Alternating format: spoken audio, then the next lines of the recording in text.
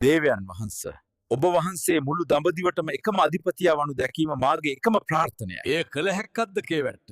දඹදිව රජවරු 101 දෙනෙක් ඉන්නවා.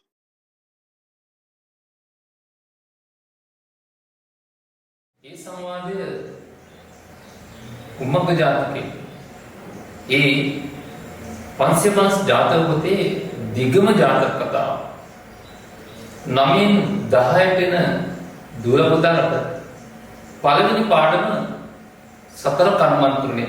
මේ පාඩම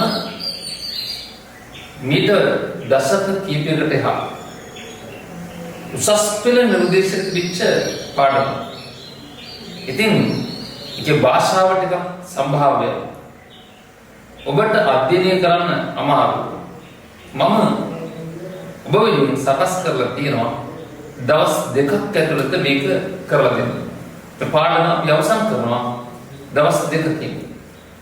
ගම්පහ සත්‍ය අධ්‍යාපන ආයතනයේ ජනවාරි 2 ජනවාරි 14 උදේ 8 ඉඳලා 1 වෙනකම් ඔයා එන්න අපේ සම්මන්ත්‍රණයට.